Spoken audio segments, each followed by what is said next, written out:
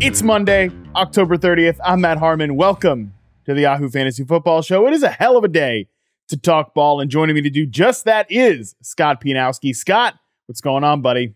Not much, man. Yeah, week 8. Oh God, a lot of injuries. Those that did stay healthy, many did score fantasy points. You know, the usual weirdness that is the NFL. Oh, the usual weirdness. That is what is promised to us on every single Sunday, and of course, chaos is what is promised to us every single Sunday. You already mentioned some of it, Scott. And what comes out of chaos? Panic. Scott, you know, we always try to do the right thing here. We try to react very accurately, but also we react in the moment. So, of course, if there's more Zen in-depth analysis that you need comforting on, you people out there, hit up the People's Panic Meter. Fantasy mailbag, yahoosports.com. We are taking your submissions for the Tuesday podcast. But for this show, Scott, I will say I thought this Sunday provided a ton of memorable moments, a ton of very highlight reel, season-defining type of performances. Frankly, a lot of great games. And of all the games that we watched, Scott, Sunday Night Football, that was one of them. That was one of the games this weekend. Chargers 30, Bears 13. I mean, dude, this game to me felt like we were in garbage time for like 3 months.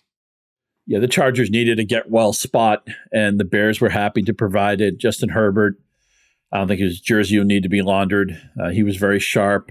Chargers didn't have a great night running the ball, but you know, Eckler gets home with a big receiving night. Donald Parham, if you needed to go to a tight end substitute with Everett unavailable, was fine. Keenan Allen was active. Quentin Johnston showed something, 5 for 50 on 6 targets. Maybe that can be a springboard. We often talk about the rookies as slower developing stories. Unfortunately, Josh Palmer got hurt early in this game, which was a little bit of a buzzkill. But yeah, if you needed a Charger, pretty much they came through for you. If you needed a Bear, I don't know what to tell you. The running games were, all the running backs were basically irrelevant because nobody could get enough work. And you know, Tyson Bagent may have a long NFL career. I don't think anybody thinks he's really supposed to be a starter, especially this early in his career. And he looked, you know, he doesn't look, he looks poised and everything, but he looked overmatched for this assignment. I think it's clear to say that. Yeah, I think that Brock Purdy's emergence last year, it was like an accelerant to what is already an obsessive compulsive situation with the football media trying to find like the hidden gem quarterback. There was a lot of talk about Bagent leading into this game, Scott. And look, I don't want to be disrespectful to Bagent. The guy's coming from Division II, Shepherd College. The fact that he's in this moment means he has already beaten the odds, but the moment looked, you know, way too big for him. At one point, Chris Collins was like, you know, they're going to sit down and they're going to show like Justin Fields some of these tapes with Tyson Bagent as like teaching moments. Like, I don't know about all that. If Justin Fields needed to see Tyson Bagent do this in order to become a successful NFL quarterback, he probably was never going to be a successful NFL quarterback. So this is a mere footnote, hopefully in the Bears season. You know, Bagent, again, shout out to him. It's great stuff, but we'll see what happens with Fields the rest of the way. And that really is the only interesting question around the Bears at this point. I don't know that anything from Sunday's game provided us a lead on this, but Roschon Johnson, Donta Foreman, at some point we're going to want to play these guys again. Do you have any idea where the puck is headed in the Chicago backfield? Back to Khalil Herbert, if and when he gets off IR, maybe. I don't know. Foreman is tough because he was so productive, and I think he's just a good, solid running back. I think it was kind of a mistake to make him a healthy scratch to start this year. I think it was a mistake hopefully the Bears have learned from, but I have no idea then if he's in the mix, if Herbert's then in the mix at some point, and they probably still want to get Johnson involved. We talk about three-way backfields all the time, Scott, and how disastrous they can be. A three-way backfield on this offense is an absolute stay-away situation. Bingo. You know, we always talk about trades that seldom happen. Deadlines coming Tuesday. If I were a contending club and I could throw a really late pick for Foreman, I'd be interested in doing it. And I don't see why the Bears would have any reason against it because they have good depth at the position. But knowing the way things work out, probably nobody will get traded, and we'll be trying to split this delicious pie up 3 ways in a couple of weeks. Yeah, he should be a Raven. He should totally be. I would love that. Even with Gus Edwards coming off his best game of the year, I think that would make a lot of sense. And I wouldn't hate him on the Dolphins. I wouldn't hate him on the Cowboys. Eventually, Cowboys, Yeah, so we'll see what happens. I'm hoping, Matt, the next 48 hours are interesting, or 2 days or so. Instead, I'm probably going to be eating a lot of Halloween candy, and I'm not going to have a lot of trades to sink my teeth into, but we'll see what we get. We shall see what we get. We got big nights out of Austin Eckler and a pretty productive night for Keenan Allen. I know the average depth of target, the air yards police will be all over that for the Chargers offense, but until Quentin Johnson emerges as a consistent starter, when Josh Palmer's not available, like he was highly questionable coming into this game, and then he obviously leaves with an injury, that's going to just be the way this offense goes, and I think that will be okay. All right, let's move on here to Bengals 31, 49ers 17. 49ers start off 5-0. They're now 5-3. So you can tell how the last 3 games have gone for them. We come back to the Bengals here in just a second, Scott, but I do just quickly want to talk about with the 49ers. Am I wrong to not really be like that panicked about this stretch, or am I not really seeing what's going on here? I thought Purdy, this is going to sound really convenient. I thought Purdy played pretty well, other than the 2 interceptions that kind of decided the game. But he throws for 365 without Deebo Samuel. He was handy as a rusher. And just from a fantasy perspective, anything you needed to play, the 49ers get a lot of juice out of a game where they only scored 17 points, where it was Purdy. McCaffrey lives in the end zone. He scores 2 more times, and Kittle and Ayuk sail past 100 yards. Done. Great. All the targets went to the 3 main guys. Part of the problem sometimes when Deebo's healthy is that this offense gets a little bit cannibalized because there's only one ball to go around. But and I want Deebo Samuel on the football field. It's just more interesting to watch this team with him. But I don't see. I know the Niners have a 3-game losing streak, and so the talking head Monday will be like, "What's wrong with the 49ers? Did we overrate Brock Purdy? Is Kyle Shanahan a front?" No, this team's fine. What's wrong with the 49ers is they play in an NFL where 1 week the Chiefs don't show up. 1 week the Eagles lose to the Jets. 1 week the Niners, of course, go to Cleveland. They lose to a team they probably shouldn't have lost to. It's just the way every contender has games where they don't look good. Baltimore had a stretch where they lost to the Colts. They lost a couple of games they probably shouldn't have lost. Buffalo stubs its toe every once in a while.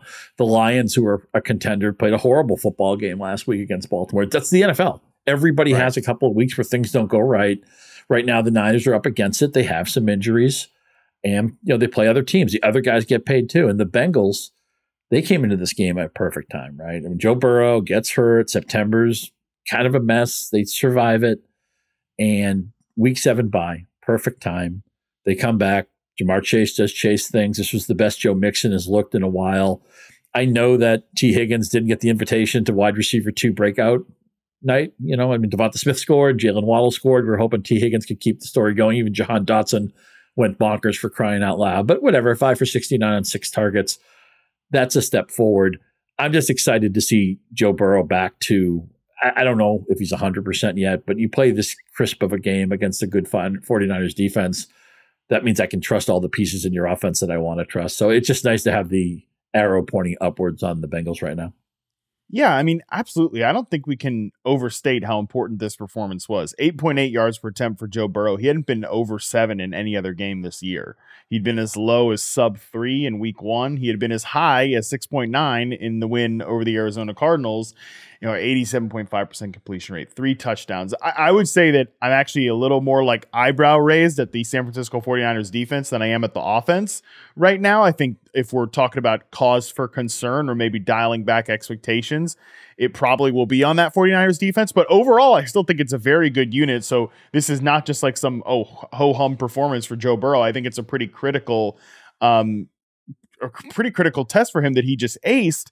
And 6 carries for 43 yards for Joe Burrow is not nothing either. Like, I think we can now officially put to bed the early season, first half season concerns for Burrow and the Bengals. And I think those were right in the moment. Like, you can't watch those games and not be like, yeah, I'm raising the alarm bells on what I'm seeing out of Joe Burrow. I think that was the right move of the time. But I think that time is now officially going to be marked as like, that was cute. It was the pre-bye week stuff. Now we're back on schedule with the Bengals. Very well said. You get a horrible schedule run out at Cleveland in poor weather against the Baltimore defense. That's really good.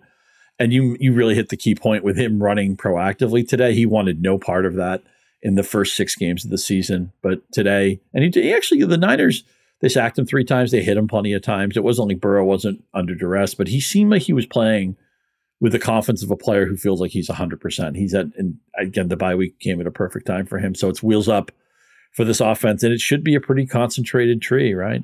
Obviously, Chase is Chase. I think Higgins eventually is going to get there. Maybe we downgrade him just a little bit what we thought preseason, but he'll be startable every week. And Joe Mixon will get the majority of the work in a backfield with there's nobody pushing him, and Burrow will sprinkle in some proactive running. He's not going to run, RPOs or anything, but he'll probably run in the occasional touchdown. Bottom line is this: we want destination offenses for fantasy, and once again, the Bengals are a destination offense. And we both think the 49ers are still a destination offense as they head into their week 9 bye. You're so right, Scott, that the truth is probably somewhere in the middle with the 49ers. Not as good as their 5-0 start, not as bad as their 0-3 skid that they're on right now. Like, some fans hate the whole turnover-worthy play or interceptable passes stuff, but you're seeing both sides of the coin there with Purdy at the start of the year and where he's at right now. And I think the middle there is probably, again, more towards the truth of the matter. So the week 9 bye, does Dalton get a bye week in week 9 too? How do we handle that? No, we work him extra hard. Actually. No bye weeks for Dalton, as it should be. Yeah. I mean, it's good for Dalton to come into the 49ers bye week with a little bit of chaos here. We'll work him extra hard this week to make sure we make up for that. How he only roots for good teams. He's like a big Warriors fan. He won all those World Series as a Giants fan, big 49ers fan. Just once I want Dalton to root for some lousy teams like the rest of us have to do. That's why he makes his life miserable with the whole Survivor thing every single week. So there is that. All right. Speaking of good teams, let's talk Eagles 38, Commanders 31. Scott, we had a really fun back and forth game the last time these two teams played this year, and we got another one today, and it was really a wide receiver show, man. I mean, obviously A.J. Brown showed up to play, but Jahan Dotson, first big game of the season, 108 yards on 10 targets, 8 catches and a touchdown, and even Devonta Smith got loose for a touchdown. So a couple of the headliners came to play, obviously in this game, but a few of the players that people have been waiting on actually showed up and reminded us, oh yeah, things hadn't been going our way, but we are very good players in Devonta Smith and Jahan Dotson. One of the big themes of week 8 was the revenge of the number 2 receivers, Jaylen Waddle, Jahan Dotson, Devonta Smith, players who we had high expectations for, were getting kind of pushed aside by the alpha targets on their own team. And they all had big games today. And especially with Dotson, to see him get 10 targets, because I think Waddle managers and Smith managers knew better days were ahead. Dotson, not only was he probably not started in a lot of leagues, but his roster tag is right around 50% right now. So there may be people who are throwing out offers for him in a couple of days. Nobody saw Sam Howell against an Eagles defense and pass rush that we certainly respect, getting sacked just once, throwing for almost 400 yards. He throws for 4 touchdowns. As you said, these teams have a history of playing really entertaining football. It was a high-scoring fantasy game where most of the guys got home. Maybe Philadelphia was looking ahead to Dallas a little bit. They have a showdown in week 9. But I've been really critical of Howell with this huge sack problem, saying it's more of a Howell problem than it is the offensive line or the play calling. It's only one game. We know the NFL, it's a zigzag league, and you're never really as good as you look on the good days. You're never really as bad as you look on the bad days. But if Howell can just get the sack problem down to something manageable, then that opens the door to Dotson. It opens the door to maybe Logan Thomas, who maybe people had to play today. He comes through for 6 catches and a touchdown. He's actually pretty good all year. That's what we're looking for here. We know McLaurin's startable. We know Robinson is the lesser running back, probably a running back 3 right now. But Howell has the keys. He's the guy who I blamed for the sacks, and today he cleaned that up nicely. On the Philadelphia side, Jalen Hurts, let's hear it for him. After the first game of the season when he didn't score well against New England, I think it was, he's been over 20 every week. Usually there's a rushing component to it. It wasn't today. He had to do it all with his arm. He had almost no rushing yardage. He didn't have a rushing touchdown. But in a year where the top of the quarterback board is the players we thought it would be, but they haven't always been scoring as much as we thought. Before this week, Josh Allen was scoring 6 points fewer a game than he was the previous week. Of course, he blew up on Thursday. Let's give it up for Jalen Hurts that every week you can just write down 23, 25, 22, 27. He's pretty much doing that every week, in part because you can just throw it up to A.J. Brown. If A.J. Brown's open, he's open. If he's covered, he's still kind of open. Yeah. I mean, A.J. Brown is just having an incredible season. And there are a couple times, too, in this game where Jalen Hurts is hobbling around a little bit, right? Like, I think he's still not 100% healthy. The vaunted tush push had a couple of wrinkles to it in this one. One, Jalen Hurts fumbled, which we like never see, right? The play is just so automatic. And then the counterpunch where DeAndre Swift took a handoff out of the tush push formation and ran it into the end zone. So that was pretty cool to see for the Eagles.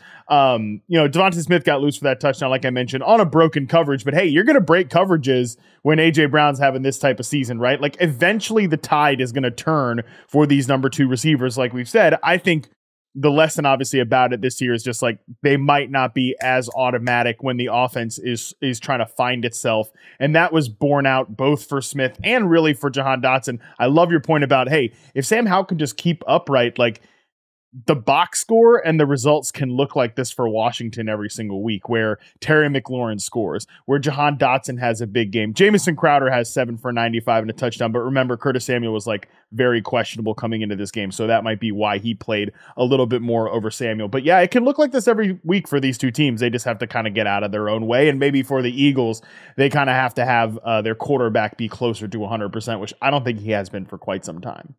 All right, next game up here, Cowboys 43, Rams 20. Scott, this was a surprising result to me, but I think the clear and obvious takeaway has to be about CeeDee Lamb. What a special game for CeeDee Lamb. Like, he had 14 targets. He caught 12 for 158 and 2 touchdowns. And honestly, Scott, watching this game almost wire to wire, it felt like more. It felt like he had more than that, but I think it was just the wide gap between him and everyone else. I've been kind of calling out the Cowboys. Like sometimes you take the just throw it to your good player a little too far in the outside, because it's just like they're trying to run an offense here, not just get guys stats. And we are obviously selfish sometimes about stats. I don't think that was the case with this Cowboys offense and CeeDee Lamb. I think it was right to call them out for what was going on. And I think the last 2 games for Dallas have really borne out that conclusion, that when they build the plane around CeeDee Lamb, when he is the engine of the offense, they can have days like this against a couple of not perfect, but quality opponents in the 2 LA teams. Well said. Lamb was living in that 6 to 7 target area for a solid month before the Cowboys hit their bye week. And I'm always looking at what do teams do after the bye week. You have all this extra time to get healthy, to game plan, to self-scout, to figure out what's wrong. And the Cowboys had plenty of wrong with them before their bye week and try to fix it. And I rewatched, not only did I watch this game closely as it was being played, but I rewatched all of the Lamb catches. As you said, 14 targets, 12 receptions, career high in catches. The Rams' coverage on several of those receptions was actually pretty good. Mm-hmm. But Lamb and Prescott were that locked in, and there's no way to defend a perfectly thrown and perfectly run route and pass. And that's what you saw today. And Prescott gets off with 4 touchdowns. He goes over 300 yards passing. Jake Ferguson, who's been percolating as, follow the usage, follow the targets. He didn't have a monster game, but 4 for 47 and a touchdown. If you're playing the second or third, secondary or tertiary tight end market, you will take that any week.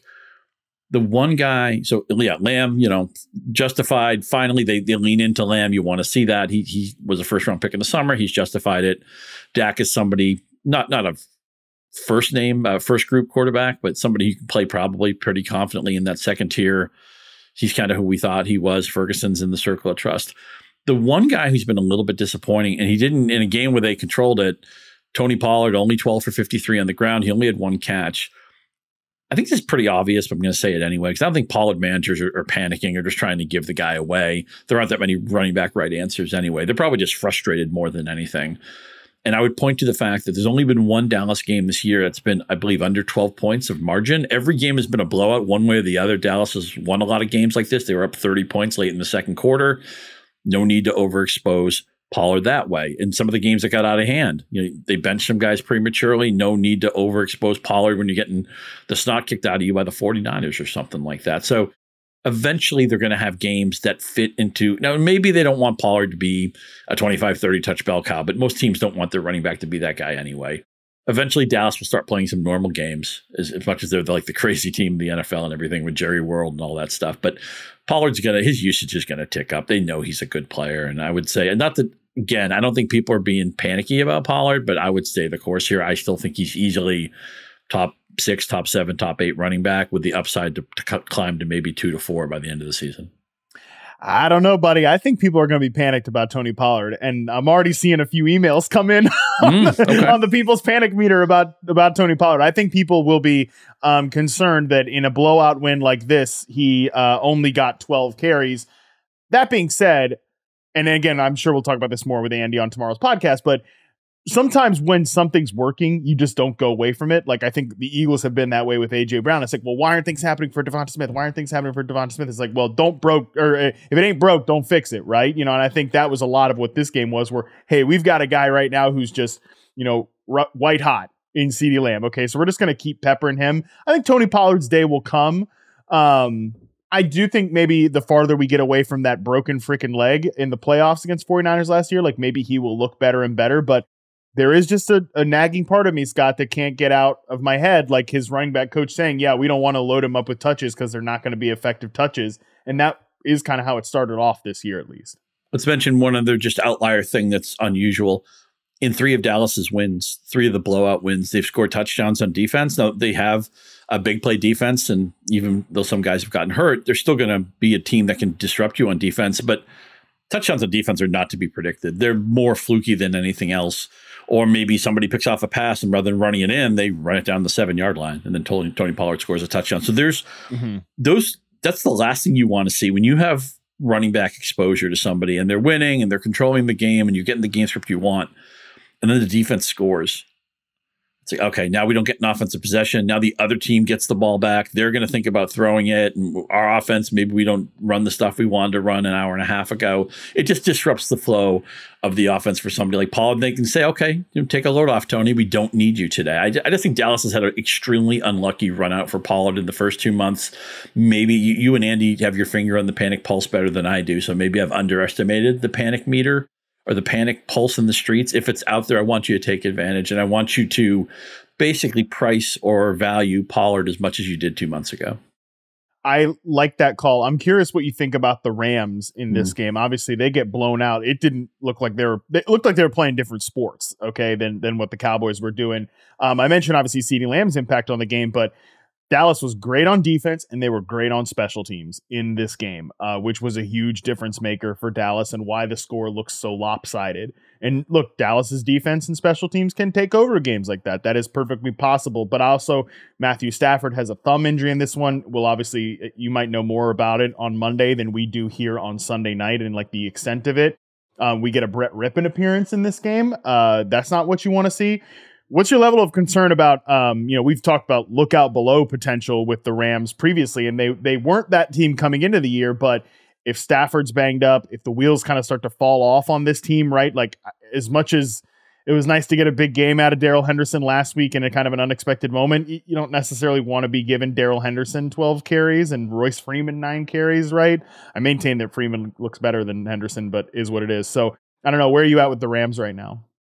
Obviously, a lot of it is tied to the thumb injury that Stafford suffered. But, even with Puka Nacua being one of the breakout players of the year, and even with Cooper Kupp coming back and kind of a seamless comeback, right? He looks so good right away. And, of course, there's been some quiet games the last couple of weeks. But Stafford hasn't scored more than 16 points in a fantasy game this year. He's getting a sea of 14s and 12s and 14s and 16s, stuff like that. One game with multiple touchdown passes. We know he's never going to run for anything. And he's throwing interceptions just about every week, too. So I think I let some of the Puka hype and justified. And, okay, well, maybe I underestimated Sean McVay. And maybe I didn't see Puka coming, of course, because he's on almost none of my rosters. So that's bad on me. But I think that maybe an offer, a deodorant, that the Stafford situation wasn't as worrisome as it is. I'm officially worried about Matthew Stafford now. Yeah, and there have been times where I think his real life play has really outpaced his fantasy production, but I kind of sort of think we're like normalizing a little bit. And I don't know if it's anything other than just health. So we'll have to keep an eye on the Rams going forward. So, all right, let's move on to the next one here. Seattle Seahawks 24, Cleveland Browns 20. I don't really know what there is to say about the Browns. Like, they just kind of are what they are right now. You wish they had better quarterback play, because I think this roster would be awesome, but they don't. They've got PJ Walker in there throwing 2 interceptions and, having some moments otherwise. So I don't know if you have a ton more to add about the Browns, but I'm curious what you think about the Seahawks. 2 picks for Geno, 2 touchdowns for Geno. You'd like that to not be even, but man, I continue to think they're just so close. They're so close, the Seahawks, to having like a big eruption game. Obviously, 24 points doesn't get you excited, even if the opponent is really strong in Cleveland. But I don't know. What's your temperature check on the Seahawks offense right now, especially coming out of this one? My biggest takeaway from this game was that when Seattle got the ball late in the game to try to take the lead, we knew Cleveland was either going to punt or probably give the ball over on awful turnover, which is what they did. They threw an interception. Seattle went right down the field.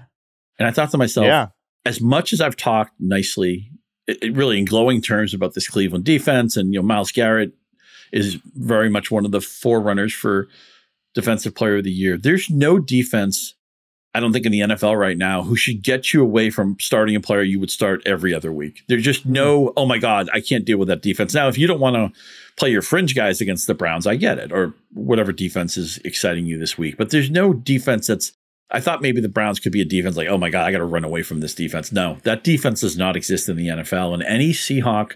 Do you think it ever will again with the way the rules are right now and everything? Because like we're talking about this year, Scott, like defense is back, right? Like there's been some huge defensive performance from these Cleveland Browns. But if you're saying that like the Browns are not a defense that gets you away from starting dudes that you start every single week, and I pretty much agree with you. Do you think we'll ever see a defense like that ever again?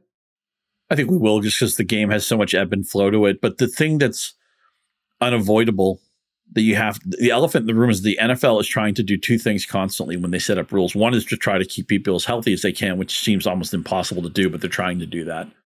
But they're also constantly putting in rules to make it easier to play offense and make it harder to play defense. And people a lot of times talk about with some of the personal fouls they'll call on a defender. They'll say, well, what do you want him to do? Where's the hitting zone on the offensive player? It's like the size of a postage stamp. Right.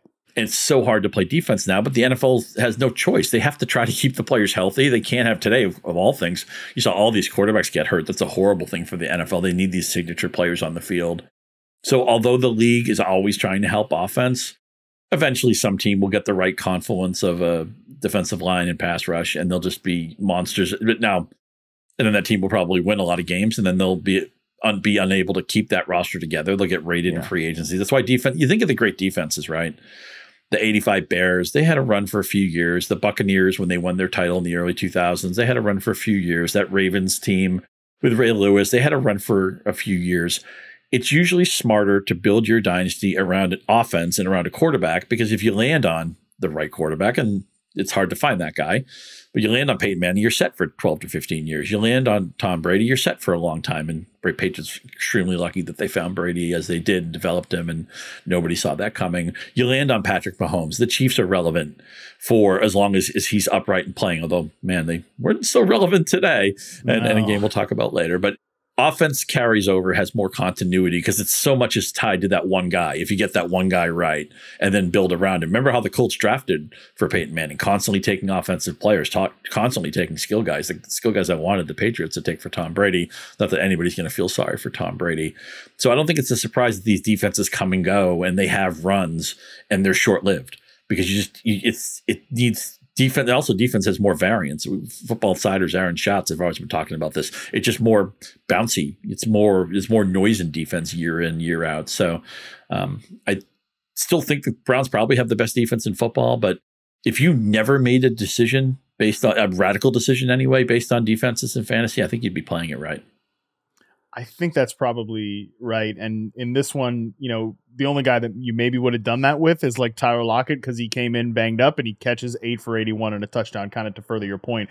I will say Jackson Smith-Njigba scores the game-winning touchdown. Like you mentioned, that was a great drive to end it. Jake Bobo's like going to remain a thing. Like we just have to wrap our minds around that. Like the guy is a really good football player. I mean, he only has 2 catches for 23 yards, but he did rush in a touchdown too. The guy's just going to play a critical role. I do think all of these receivers are going to be a little disappointing in fantasy this year, because unless this offense does start like making good on their red zone kind of bad luck so far, and like they're all scoring touchdowns, like it's going to be tough week to week for everybody to hit that ceiling. I think Metcalf has been, and this was my point in draft season, like I was in on drafting Metcalf, I was in on drafting Lockett. I did not understand why DK Metcalf was just like going to be immune to JSN's impact on the offense. And now we've got another rookie in Jake Bobo also making an impact here too. Yeah, shout out to our colleague, Kate Majuk, who had DK Metcalf on her fade list. And this is one of those, the glass is half full, half empty things. I mean, DK Metcalf got 14 targets. Great. Right.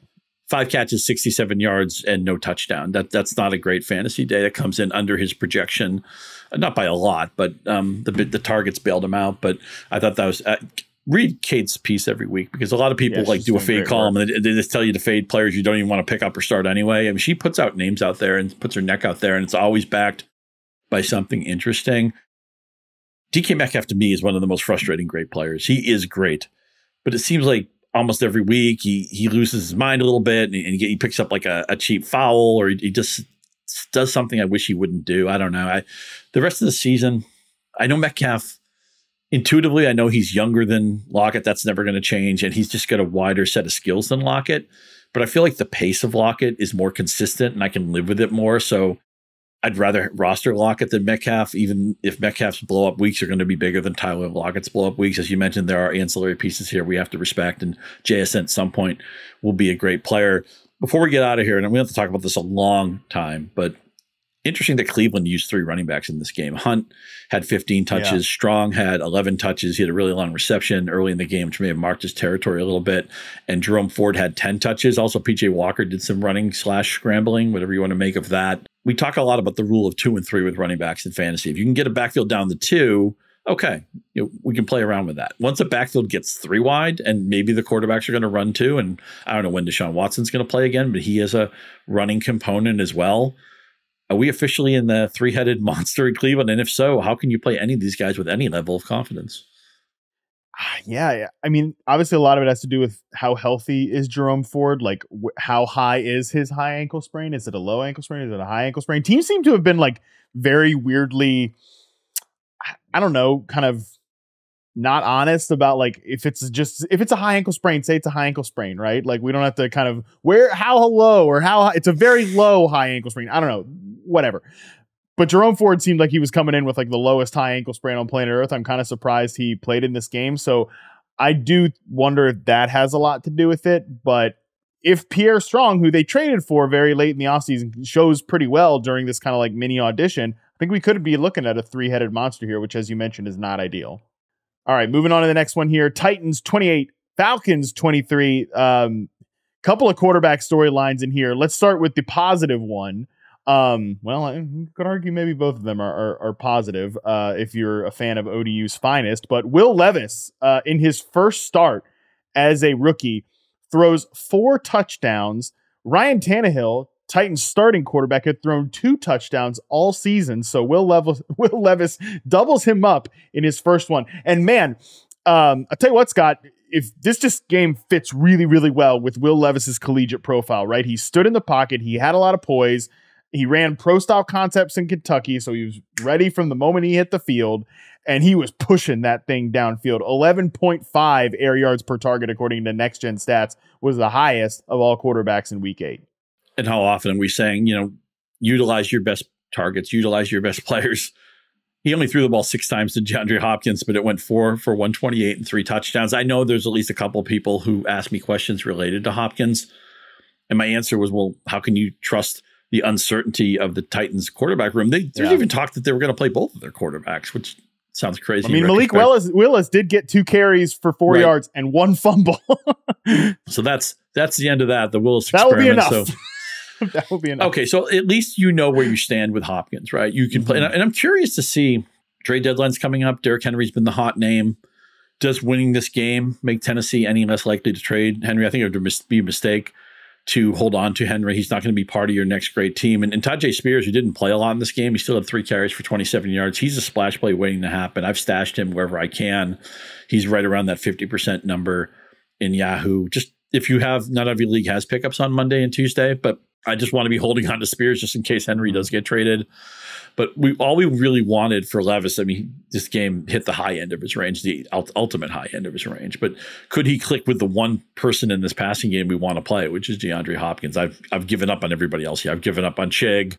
I've given up on Treylon Burks, who had a couple of targets incomplete in this game. That's fine. Tennessee's offense isn't going to support a lot of people, but it can support a feature back, whether that's Henry or Spears, and it can support DeAndre Hopkins. Now, on the flip side, I don't mean to kick a guy when he's down, but Desmond Ridder was playing so poorly before he got hurt.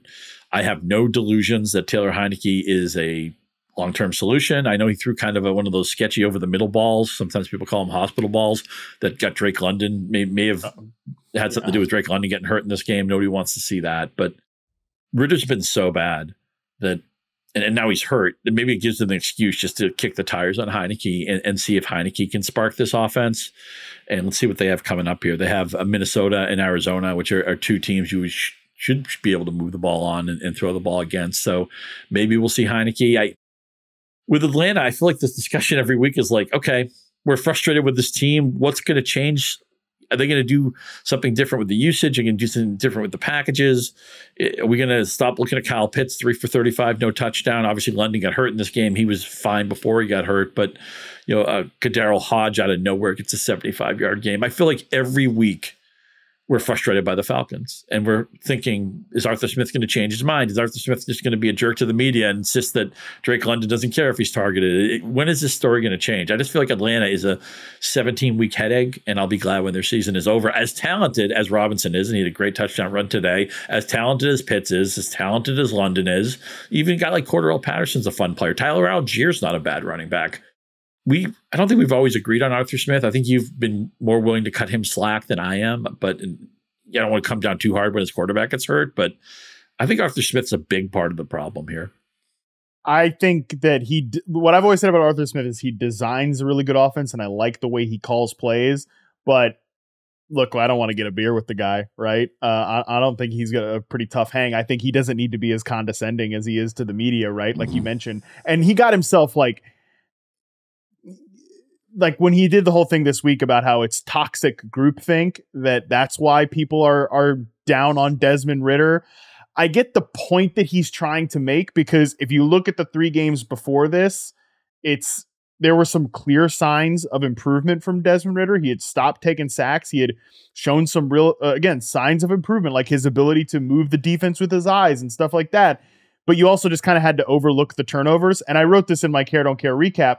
You can't really just yada yada a guy's turnover problem when he's turning the ball over at the pace and time of games that Desmond Ridder is doing it, because eventually that's going to bite you in the butt. And that's exactly what happened here in this game with Desmond Ridder. He loses another fumble. He takes 5 freaking sacks in the first half, which is just egregious with this offense that gives you easy buttons and easy answers.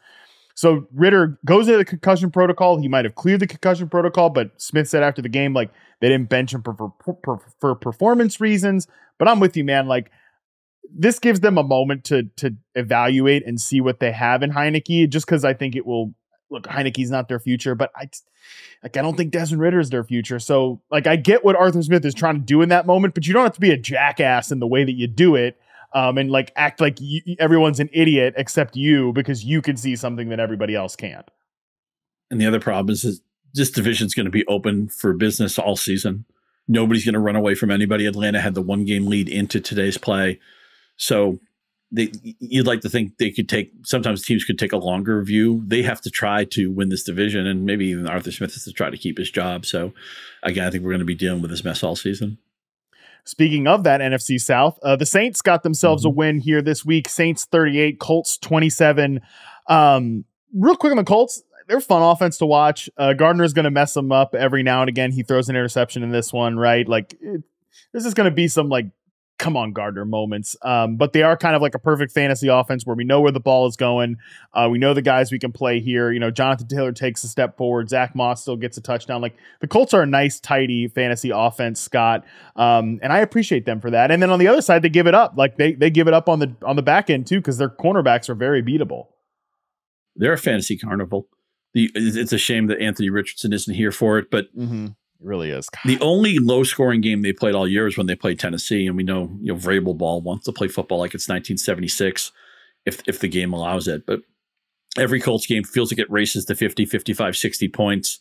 And although Minshew, for some reason, never seems to score that many points, but whatever. Yeah, Pittman got involved very early in this game. Josh Downs had 7 more catches. We all like him.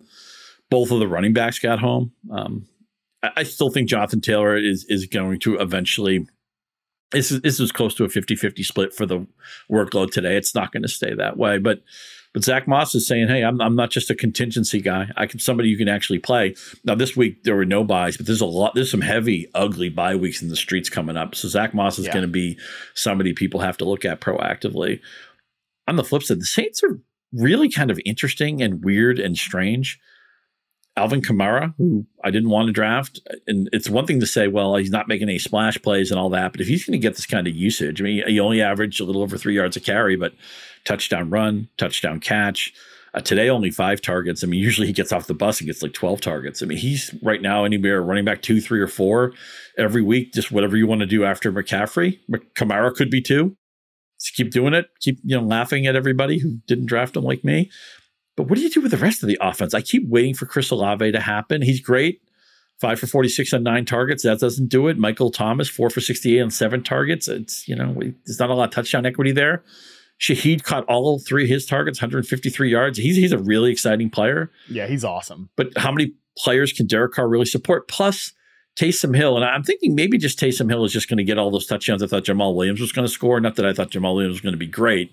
I thought he might be one of those Mr. September guys. He wasn't that at all. He ended up getting hurt in the second week of the season. But is Taysom Hill's tight end eligible in Yahoo? Is Taysom Hill, I'm like a week or 2 behind this. I mean, at what point do we have to start considering Taysom Hill as somebody we play every week? I kick myself every week for the one dynasty league that I have him that I don't play him. Every single week I manage to talk myself out of it. It's like, he's not going to, because I know there's going to be one game where he gets 2 touches, and he doesn't score touchdowns. It's going to be crazy. But they've got this package now with Kalen Saunders, an interior defensive lineman that they signed from Kansas City after winning the Super Bowl last year. They have this package now. We're down on the goal line in short yardage.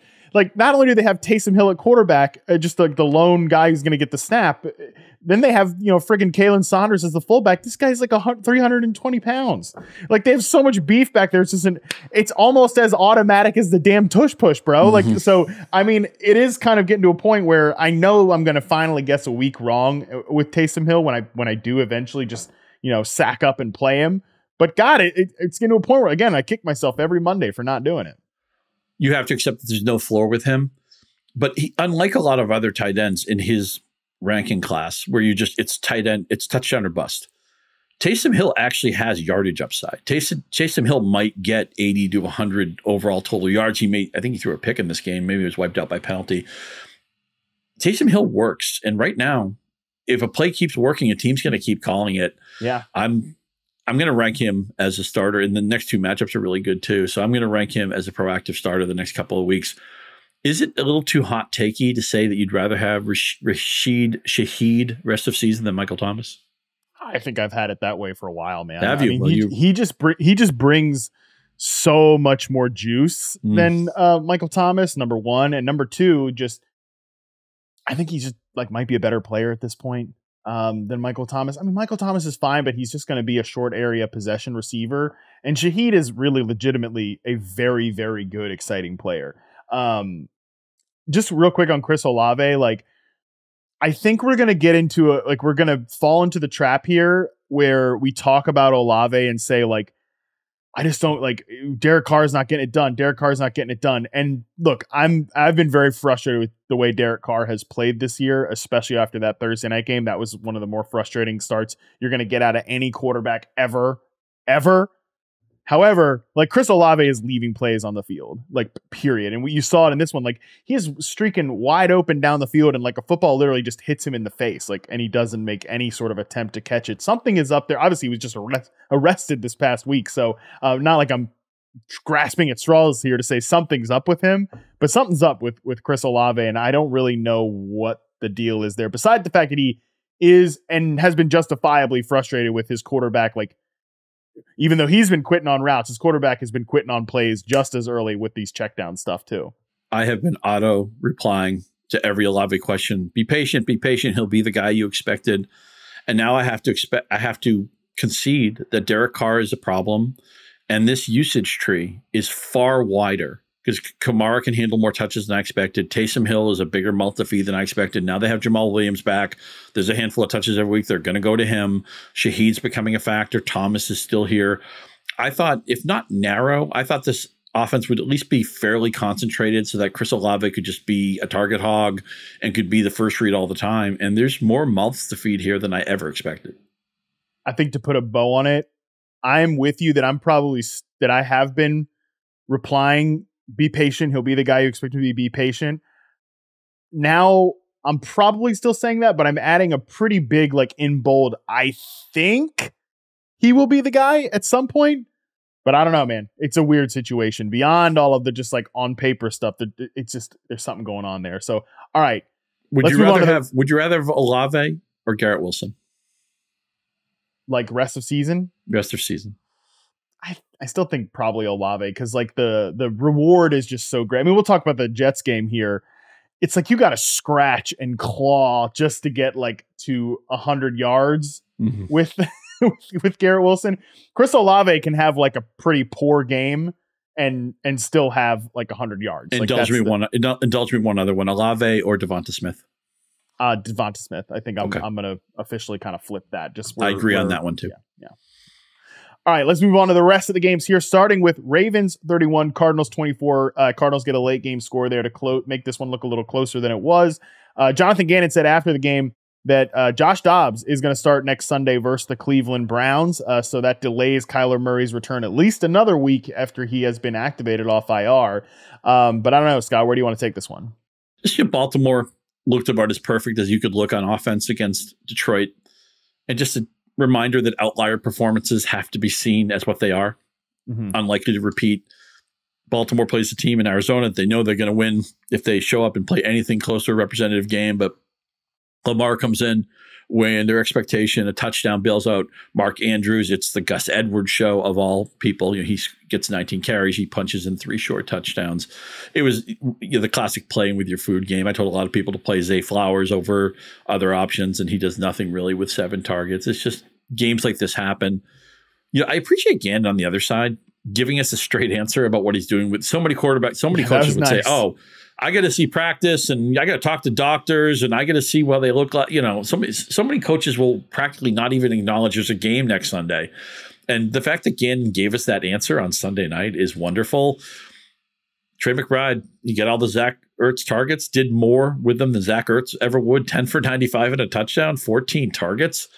And this is a guy who is still just rostered on 20% of Yahoo leagues. I put him in my sleeper piece. I think most people who do a sleeper piece probably included him because it was such an obvious take. He steps into the Zach Ertz role, and he's been playing better than Zach Ertz for a few weeks now. But, man, that was exciting to see. Even if 9.5 yards a catch, maybe I shouldn't throw a parade for him, but the 14 targets, the touchdown on their own version of the Arizona push, that was good. DeMarcado got really good usage. Didn't do a ton with it, but 21 touches from a running back, you're going to take it.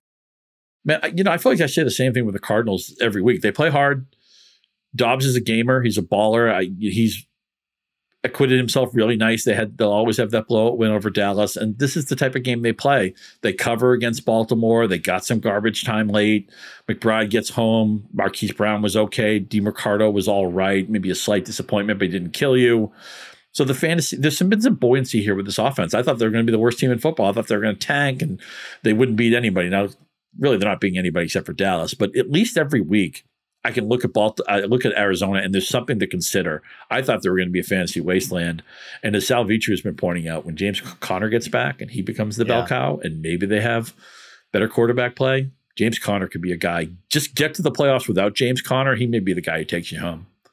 That is a really good take. And I just think generally this offense has made me excited to see what Kyler Murray looks like in this offense. And because of all of these guys kind of stepping up on the fringes, right? So I'm interested to see what Murray looks like.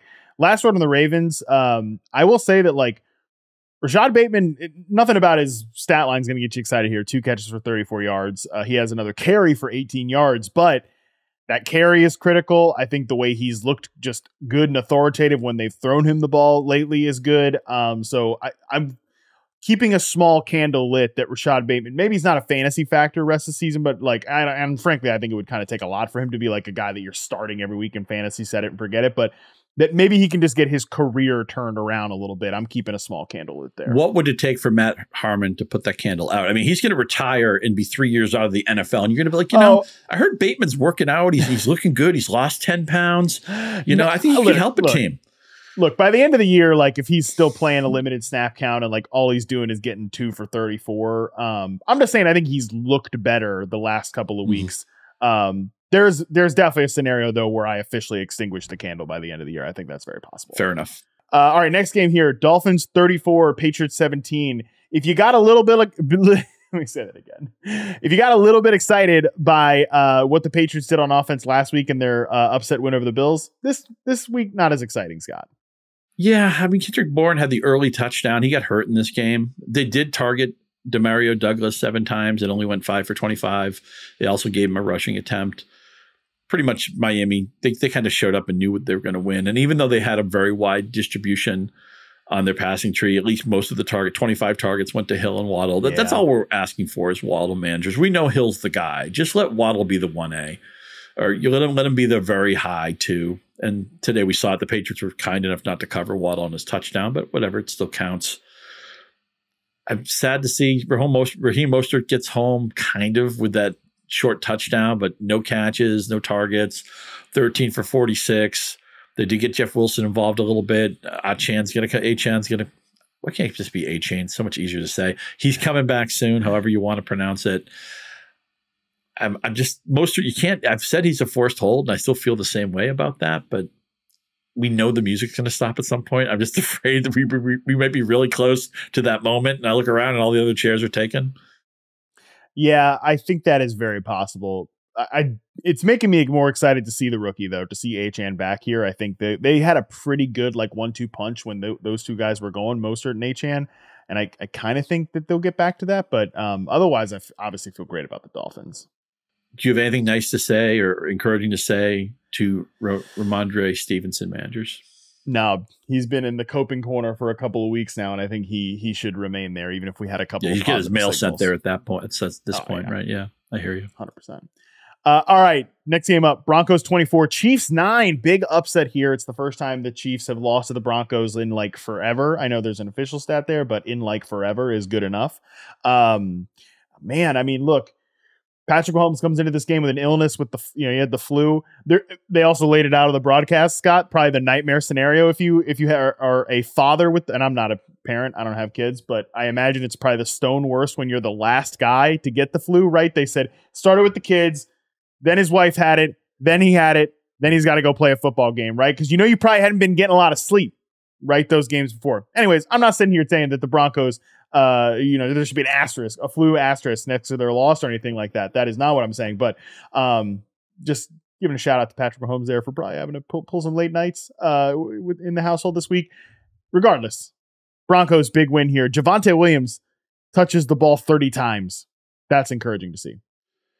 Yeah, the game ended up being played in relatively benign weather, but it was snowing earlier in the day and it was really cold. So both teams kind of took that December approach to this game with their usage and their strategy. And certainly Denver, I mean, they didn't let Russell Wilson do much playing with the lead. They gave Williams the 30 touches, as you mentioned. Both of the receivers get the touchdown deodorant. So Judy scores a touchdown. Sutton scores a touchdown. I know Sutton is screaming regression. He's been lucky on his touchdowns vis-a-vis his catches. But then again, the plays that are working, it's kind of like Adam Thielen would catch a lot of short touchdowns. People, if that play works and they keep running it and people can't stop it, I don't know. Maybe Courtland Sutton, his touchdown rate will come down a little bit, but I don't think he's going to all of a sudden stop scoring touchdowns. And Russell Wilson's actually been, I think, better. He became a punchline so early this season, and they lost the Miami game. They allowed 70 points, and people are like, let's get Wilson out of there as soon as we can. How quickly can Jared Stidham come here? Can they politic the NCAA to let Caleb Williams play the rest of the season in Denver? Of course, Caleb Williams would say no, thank you, but Wilson's been okay. He's not the Russell Wilson he used to be, and it's too bad because that player was a really fun player, and he's a mid-30s guy now. I get it, but at least he's keeping Sutton fantasy relevant, and they pulled off the upset today. They've been a competitive team. Just they had that one day where everything went wrong, and Miami hit all the green lights, and they got absolutely trampled. I get it. That stuff happens. On the flip side, unfortunately, anything you needed on the Kansas City side just didn't come through. A rare game without a touchdown from Mahomes. Kelsey, 6 for 58, nothing. Rice had 4 catches. We'll take it. Pacheco only got 8 carries because they were trailing, chasing the game. We talk about this all the time, and I talked about it earlier in this podcast. It's just one of those, and you mentioned the 2 streaks. Kansas City had won 16 in a row in this series. Mahomes had never lost a road game in the division until today. This is just one of those games when Kansas City is in the playoffs or maybe even the Super Bowl, we'll laugh and say, oh, remember that day they couldn't do anything right and they lost to the Broncos? This was that day. For the most part, just don't rewatch this game. Just delete it from your memory bank. I don't think there's any Kansas City takeaway. And I guess the Denver takeaway would be, maybe Williams is somebody we can feel pretty good about. McLaughlin only got 6 touches in this game. Samaje Perine hardly plays anymore. He had 3. And I do think Cortland Sutton is a kind of a lower end wide receiver 2, higher end wide receiver 3. I know he showed up on sell high lists and everything, but let's be realistic. Who's banging down your door and needs Cortland Sutton? I have him on some teams, and I'm fine to play him as a wide receiver 3 the rest of the season. And we might feel very differently about this receiver room a few days from now when the trade deadline comes and goes. All right, next one up here, Vikings 24, Packers 10. Unfortunately, it's tinged with pretty bad vibes coming out of Minnesota. Kirk Cousins probably has an Achilles injury. They're bracing for a season-ending confirmation on the MRI Monday morning. What do you know about Jaron Hall, Puka Nakua's quarterback at BYU? I got nothing. I mean, I seen him play because I watched Puka Nakua and charted him in college, but I don't know, man. Makes me just sad, right? Like now I'm like, man, are we not gonna get Justin Jefferson rest of the season, right? Now that Kirk Cousins is gone, it makes me concerned. It makes me concerned, man, and I feel so bad. In the middle of this game, when I wasn't sure what I was going to write about, I ended up leading with the Cowboys in my column. I was thinking about writing about Minnesota, about how with Justin Jefferson out, look at Kirk Cousins. He's got Jordan Addison going. He's got TJ Hawkinson going. He's got KJ Osborne, had a big game today. Yeah. This offense has buoyancy. It's a great offense with Jefferson. It's still a decent offense without Jefferson, but that's all incumbent on Kirk Cousins playing. And now they go to a rookie who was a third-day pick, who the kind of player that if you get him to be a career backup, you're happy. I don't see that there's going to. We've talked all season. Teams lose their quarterbacks. There's no trade to be made. You can't make up a trade that's going to make sense here. So we have to take everybody down a tier. Maybe a couple of tiers. Addison goes from a really exciting wide receiver 2 to a wide receiver. And you see a game, and who knows? Maybe Hall will be much more ready to play than anybody expects. I don't know. You couldn't take anything from the limited amount of time he got today in a game they already had won. But maybe this also encourages Jefferson to stay off the field longer, not rush back, because this team has whatever dreams they had of, not that anybody thought they were NFC favorites or anything, but they were thinking, okay, we can still make the playoffs. We had that good win over San Francisco. They were playing well today. I think they felt pretty good about their season. The moment Cousins gets hurt, the balloon is immediately popped, and there's no one popping it. And it's sad to see. Cam Akers did get a touchdown. He and Madison both struggled to find running room, though. I don't think there's any winner here. I'm just afraid this offense might go into a ditch, and it's really sad because Addison was having a great year.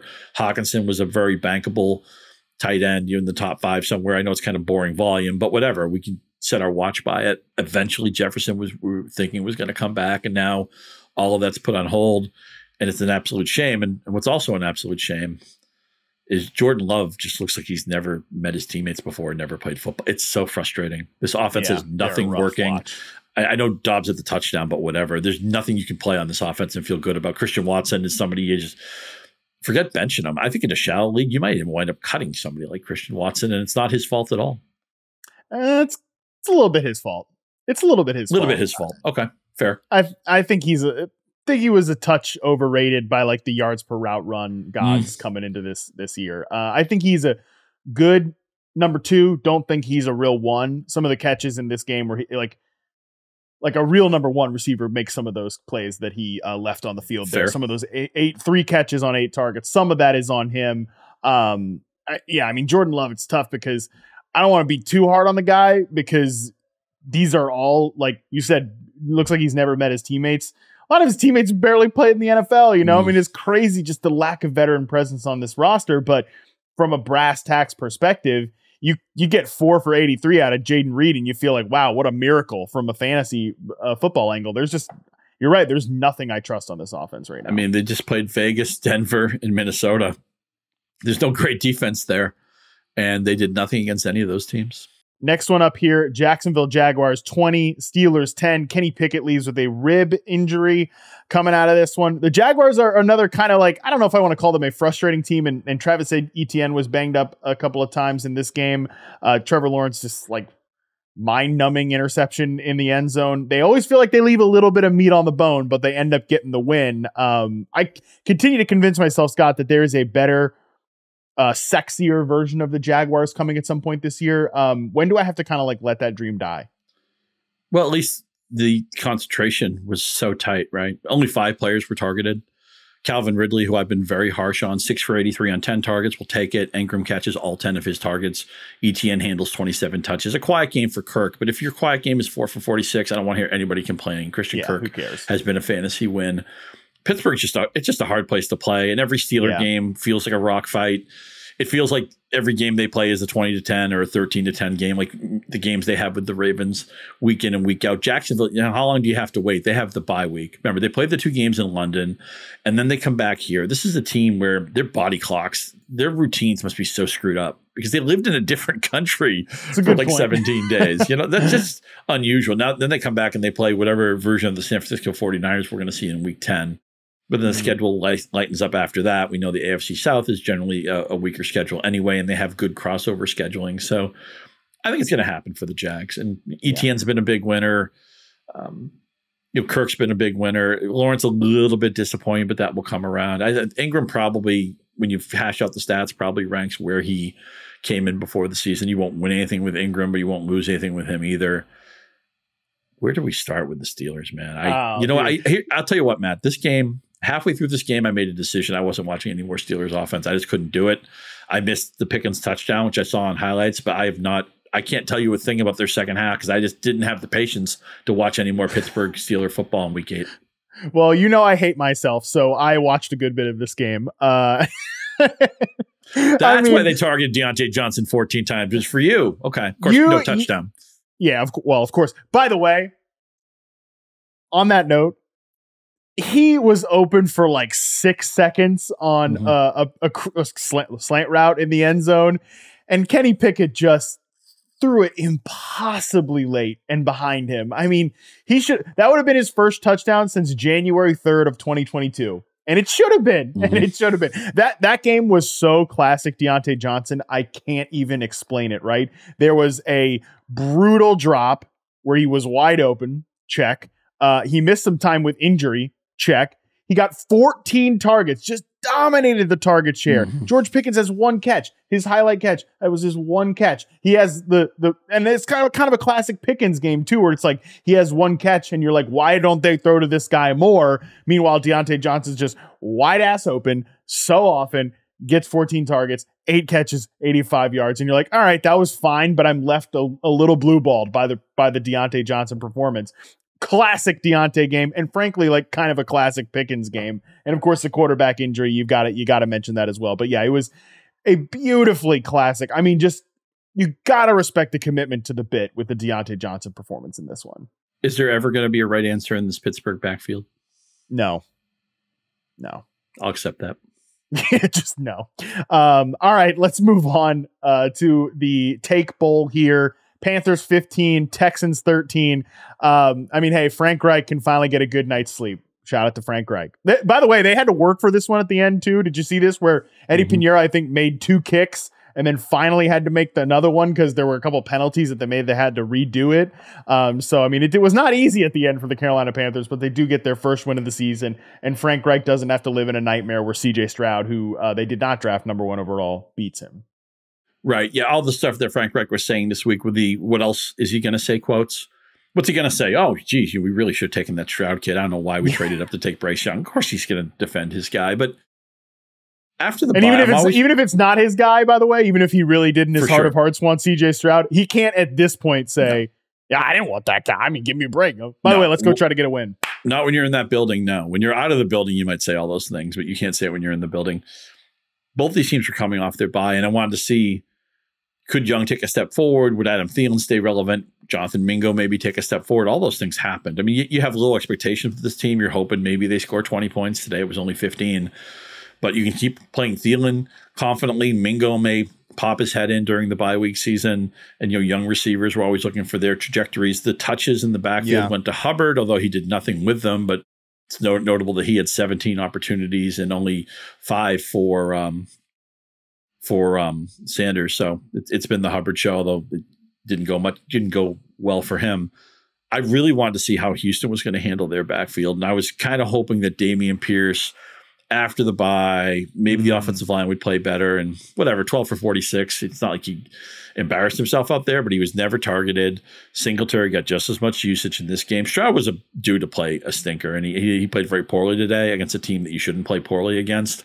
It's also frustrating when people named Andrew Beck are scoring touchdowns. Although later he lost a fumble. Take that, karma, police, going out and getting it against the Texans. But Stroud was going to have a poor game. He had it against probably the last team he wanted to have it against, because you want to beat the number 1 overall quarterback and just kind of mark your territory. But I don't have any strong negative takeaways about Houston, other than if it was going to happen for Dameon Pierce, I thought today was a day it would have to show, and he didn't really show anything. Yeah, man, very disappointing for Dameon Pierce. He should have had a touchdown. It was called back. He was just a little bit short. And yeah, as you mentioned, then Beck pops it in. I think he might get nominated for the Coping Corner this week on the Panic Meter episode, and I kind of think he should have been there already. I feel like Dameon Pierce is a pretty good player, Scott. I also feel like he doesn't really fit this offense, and like maybe it's not the last we've heard of Dameon Pierce as an NFL player, but I do kind of think it's the last time I'm considering him as a guy that like you should be playing in fantasy without like a better option, if that makes sense. All right, final game. Jets 13, Giants 10. 23 total points scored in this game, Scott. 24 total punts. 11 for the Jets, 13 for the Giants. So it made sense for the last game that we recap here. Yeah, we could skip this game and nobody would complain or maybe even notice. The Giants were all set to win this game with negative net passing yardage, which sounds like it's impossible to have. In a game that we can't blame it on weather or some unusual circumstance. But here's the bottom line. The Jets have 2 guys who can really play, Hall and Wilson, and they get the workloads that we want them to get. Most of Hall's production today was on a long catch, but whatever. He got the workload we want. When Zach Wilson drops back to pass, as hard as it is to watch it, it's usually a pass to Garrett Wilson. That's fine. The Giants, you can play Saquon Barkley, confidence, because they're running him into the ground, and you can, when Darren Waller's healthy, you can play him. He got hurt early in this game, leaves with 1 catch for 4 yards, and he's still the dean of their passing game. You hate to see Tyrod Taylor get hurt. Tommy DeVito had to come in, throws for negative 1 yards. Congratulations, Tommy. All you had to do to be the team's passing leader was get past 8 yards, and you couldn't do it. Although DeVito did run in a touchdown. Poor Giants fans, man. To lose to the Jets in this, the Jets were trying to hand you this game, then you handed it back to them. I still don't know how the Jets got in position to get that field goal. If Graham Gano makes that late kick, this game is over. But whatever. There's a bunch of, I've stopped looking. It probably was in your care, don't care a long time ago. Like, stop it with the Giants receiver room. I've given up on that. The Jets steered into their 2 main guys. The Giants, really, it's just Barkley right now. They've steered into him. Okay, fine. Some teams forget going secondary, tertiary guys. It's all about the 1 or 2 guys we can play. These teams have that, and that's really all I have to say. Looking at this Giants receiving core box score, Scott, it's like, I can't believe this isn't screen capped in the middle of like in the middle of the first quarter. 1 for 4 for Darren Waller, 1 for 4 for Matt Breida, and those guys are the leading receivers. Well, Matt, I used to cover a lot of high school football. This looks like a high school football game. And even in high school, a lot of teams throw the ball really, really well. But there's some teams that can't throw it. And usually those teams know it and don't. They end the game with like 4 attempts. Scott, this is not the first time you said this about the Giants this year. You said this about them, I think, like a couple of weeks ago on this podcast. So they should petition. They should petition to play on Friday night. They should be the Friday Night Lights team. I think Brian Daboll would take it. I don't know if that guy, that guy's going to lose his mind at some point. I can't believe he hasn't. Yeah, he lost it last night. They should have beaten the Bills. If they don't lose their mind at the first half, right before the gun, and then right before the end of the game. Hate to see Taylor get hurt. I just like Tyrod Taylor. I know he's not really a fantasy guy and everything, and the way his Charger career went was just so strange, where maybe he shouldn't have been playing to begin with, and then he gets hurt of all things by a shot being administered right before a game. And Tyrod Taylor's a good guy. I'm glad he's had a long career, and I'm glad he's had a couple of nice moments this season. But today wasn't a game he'll want to remember, and nor will any fantasy managers. Hampton VA's finest.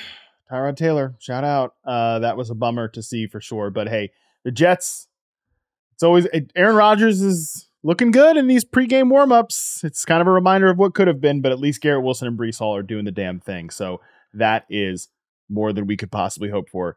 Scott, hell of a show. What a note to finish it on, with the Giants being relegated to high school football for the second time in a season. All right, that is going to do it for us.